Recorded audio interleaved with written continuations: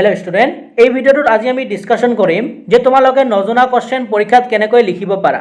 কেতিয়াবা দেখা যায় যে কিছুমান কোশ্চেন আমি নাজানো, তো তোমালোকে সেই নজনা কোশ্চেনটো কেনেকৈ লিখি আহিব পাৰিবা আৰু তোমালোকে ফুল মাৰ্ক পাব পাৰিবা। এই গোটেইখিনি কথা আজি আমি এই ভিডিওটো ডিসকাশন কৰিম। ভিডিওটো তোমালোকৰ কাৰণে ইম্পৰ্টেন্ট হ'ব।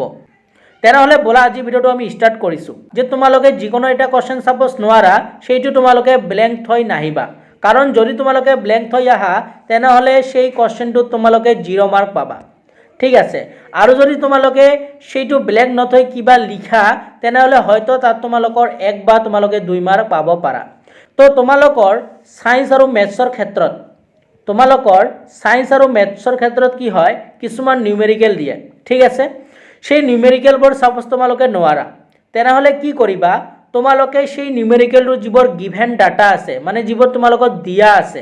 ঠিক আছে, সাপোজ তোমালোকৰ যিমানখিনি বস্তু দিয়া আছে, সাপোজ প্ৰকাশ দৈৰ্ঘ্য দিয়া আছে, ভাঁজ ব্যাসাৰ্ধ দিয়া আছে, তো তোমালোকৰ কোশ্চেনটো যিখিনি বস্তু দিয়া আছে গোটেইখিনি দিয়া আছে বস্তুখিনি লিখিবা। ইয়াৰ ফলত কি হ'ব, যদি তোমালোকে দিয়া আছে বস্তুখিনি লিখা তাৰপিছত তোমালোকে একো নকৰা তোমালোকে স্টেপ মাৰ্কৰ ক্ষেত্ৰত 1 বা তোমালোকে আধা মাৰ্কটা পাবা। ঠিক আছে, আৰু এই 1 আৰু আধা মাৰ্কটোই তোমালোকৰ ইম্পৰ্টেন্ট হয়। ঠিক আছে, কেতিয়াবা আমাৰ লগত এনেকুৱা হয় কেতিয়াবা আমাৰ কোশ্চেনটো দেখি মনত নপৰিব পাৰে, কিন্তু গিভেন ডাটা বা দিয়া আছে যিখিনি বস্তু সেইখিনি লিখাৰ পিছত আমাৰ বস্তুখিনি মনত পৰি যায়। ঠিক আছে, তো তোমালোকে দিয়া আছে লিখাৰ পিছত যদি বস্তুখিনি মনত পৰি যায় তেনেহলে তোমালোকে ফুল মাৰ্ক পালা, আৰু যদি মনত নপৰে তেনেহলে তাত স্টেপ মাৰ্কৰ ক্ষেত্ৰত তোমালোকে 1 বা 2 মাৰ্ক পাব পাৰা। ঠিক আছে, তেনেহলে তোমালোকে সায়েন্স আৰু মেথৰ নিউমেৰিকেলৰ ক্ষেত্ৰত কি কৰিবা, গিভেন ডাটাখিনি লিখিবা, যিখিনি দিয়া আছে সেইখিনি বস্তু লিখিবা। লিখাৰ পিছত তোমালোকে কামটো কি কৰিবা যে সেই গিভেন ডাটাবোৰ যিবোৰ দিয়া আছে সেই বস্তুখিনি তোমালোকে কিবা ফৰ্মুলাত পেলাব পাৰিনি সেই বস্তুখিনি তোমালোকে চাবা। যদি কিবা ফৰ্মুলাত পেলাব পাৰি সেই ফৰ্মুলাটো পেলাই তোমালোকে সেই মেথটোৰ এনসাৰটো কৰি আহিবা। ঠিক আছে, তো এইটো হ'ল তোমালোকে সায়েন্স আৰু ম্যাথছৰ নিউমেৰিকেলৰ ক্ষেত্ৰত। এতিয়া লং কোশ্চেনৰ ক্ষেত্ৰত কি হ'ব, সাপোজ সায়েন্সত তোমালোকৰ এটা লং কোশ্চেন আহিল, এতিয়া সাপোজ তোমালোকে সেই কোশ্চেনটো নাজানা। এতিয়া তোমালোকে কি কৰিবা, যদি তোমালোকে সেই কোশ্চেনটো নাজানা প্ৰথমতে তোমালোকে কোশ্চেনটো পঢ়িবা। পঢ়াৰ পিছত তোমালোকে বুজিব ট্ৰাই কৰিবা যে এই কোশ্চেনটো কোনটো চেপ্টাৰৰ পৰা আহিছে।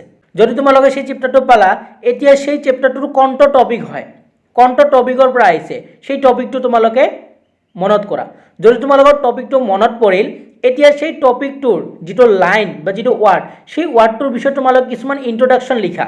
সেই ওয়াৰ্ডটোৰ বিষয়ে যিখিনি জানা তোমালোকে সেইখিনি লিখা। ঠিক আছে, লিখাৰ পিছত 2-1 লাইন লিখিলা, লিখাৰ পিছত তাৰ আগৰ বা পিছত যিখিনি বস্তু তোমালোকে জানা গোটেইখিনি তোমালোকে সেই উত্তৰটো লিখি থৈ আহা।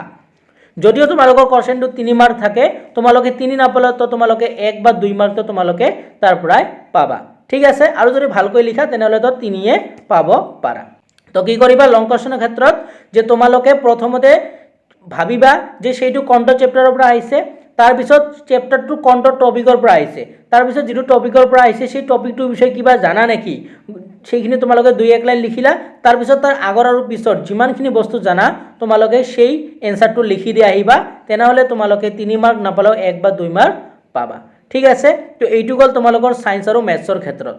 এতিয়া তোমালোকৰ সোশিয়েল সায়েন্স আৰু এছামিছৰ ক্ষেত্ৰত আমি কি কৰিম এইটো বিষয়ে আমি আজি ডিসকাশন কৰিম। এতিয়া চোৱা, সোশিয়েল সায়েন্সতো তোমালোকৰ কি হয় লং কোশ্চেন আহে। এতিয়া যদি তোমালোকে লং কোশ্চেন নাজানা তেনেহলে এইটোতো সেম কাম কৰিবা যে তোমালোকে প্ৰথমে ভাবিবা যে এইটো কোনটো চেপ্টাৰৰ পৰা আহিছে, তাৰপিছত কোনটো টপিকৰ পৰা আহিছে, তাৰপিছত যিটো টপিকৰ পৰা আহিছে তাৰ বিষয়ে কিছু জানা নেকি 2-1 লাইন জানিলেও হ'ব। তোমালোকে 2-1 লাইন সেই টপিকটোৰ বিষয়ে লিখিলা।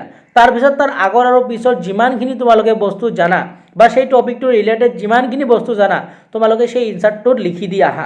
তেনেহলে তোমালোকে ভাল মাৰ্ক পাবা, বা তোমালোকে 3 মাৰ্ক থাকিলেও 1 বা 2 মাৰ্ক তোমালোকে পাবা। তো মই তোমালোকক কৈ দিলোঁ যে কেনেকৈ তোমালোকে নজনা কোশ্চেনটো লিখিব পাৰিবা, কাৰণ যদি তোমালোকে ব্ল্যাঙ্ক হৈ আহা তেনেহলে সেই কোশ্চেনটো তোমালোকে 0 পাবা। ঠিক আছে, তো 0 পোৱাতকৈ তোমালোকে যদি কিবা লিখি দি আহা তেনেহলে যদি তোমালোকে 1 বা 2 মাৰ্ক পাবা সেইটো তোমালোকৰ কাৰণে ইম্পৰ্টেন্ট হয়।